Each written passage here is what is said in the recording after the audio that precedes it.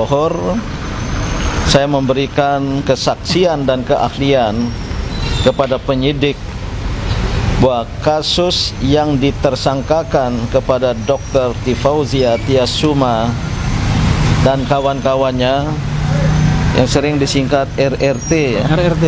Walaupun secara khusus saya memberikan keahlian atas Dr. Tifauzia, saya nyatakan bahwa ketersangkaan itu atau penersangkaan itu tidak sesuai dengan nilai-nilai etika, moral maupun hukum dan politik yang saya pahami. Alasannya adalah Dr. Tifauzia Tiasuma dan kawan-kawannya mengajukan gugatan tuduhan atas pemalsuan ijazah oleh Joko Widodo.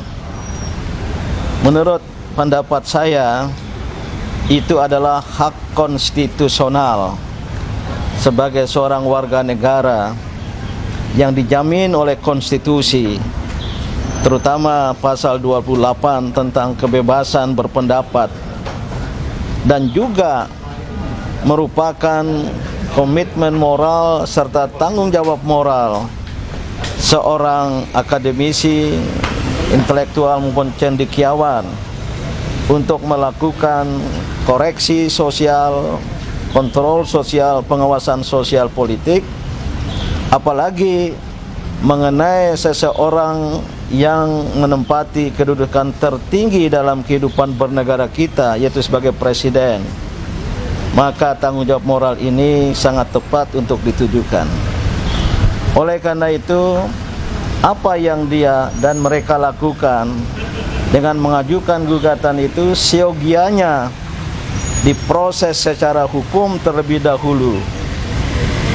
Kalau seandainya tuduhan mereka benar, maka mereka tidak tepat untuk ditersangkakan sebagaimana disebut dalam pasal dalam tajuk kasus ini adalah pencemaran nama baik, fitnah, manipulasi data dokumen, fitnah dan penghasutan publik.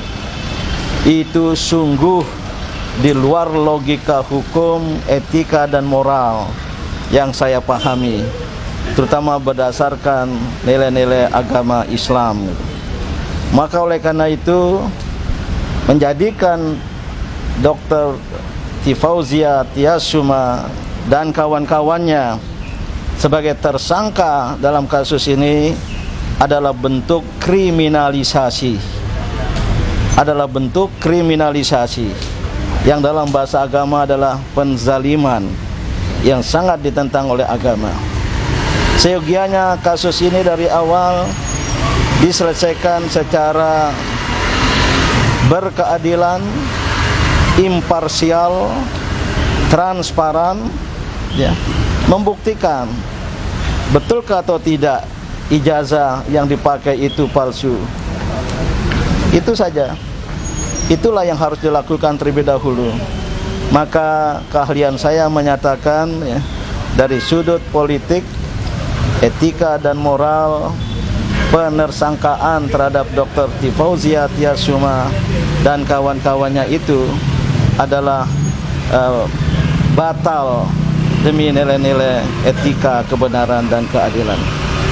Itulah yang saya sampaikan tadi, dan saya dengan penuh keikhlasan, kesukarelaan dan kesadaran menjadi ahli dalam bidang ini, dan saya pertanggungjawabkan tidak hanya secara akademik, tapi juga saya pertanggungjawabkan kehadirat Allah Subhanahu wa taala. Amin. Cukup. Maaf. Masih. Iya, terima kasih Pak Prof Din ya. Jadi strong pointnya dari sisi politik, etika, moral tidak pantas Dr. Tifa termasuk juga Roy dan Risman ditersangkakan. Apalagi oleh seorang mantan presiden yang 10 tahun berkuasa. Itu yang poin yang paling penting. Dan Prof Din ini adalah seorang ilmuwan akademisi dan dia paham betul kerja penelitian yang harus. Ya, saya mau ucapkan terima kasih kepada Komjen Ugroseno yang bersedia untuk menjadi ahli bagi kami. Ya. Nah, Boleh ke tengah. Oh ya. Kita yang geser. Oke ya. Jadi saya ingin mengingatkan kepada seluruh rakyat Indonesia, awal mula dari penelitian kami itu berasal bukan dari bulan Agustus 2025 sejak kemunculan atau launching buku Jokowi's White Paper, bukan. Tapi dari sejak kemunculan pertama kali secara official, ya, yang disebut sebagai spesimen ijazah Joko Widodo pertama kali dikeluarkan secara resmi itu tanggal 20 Oktober tahun 2022 oleh Dekan Fakultas Kehutanan UGM. Dan kemudian berikutnya lagi adalah tanggal 22 Mei ya oleh Bareskrim 2025 oleh Bareskrim ditunjukkan spesimen ijazah Joko Widodo. Ini kami lanjut kepada penelitian. Dan yang terakhir, kita sudah mendapatkan spesimen yang beda lagi ya. Kita bisa pastikan bahwa spesimen ijazah Joko Widodo yang diperoleh oleh Dr. Bonatua Silalahi 1 hari yang lalu itu spesimen yang berbeda dengan spesimen yang ditunjukkan oleh Bareskrim 22 Mei 2025.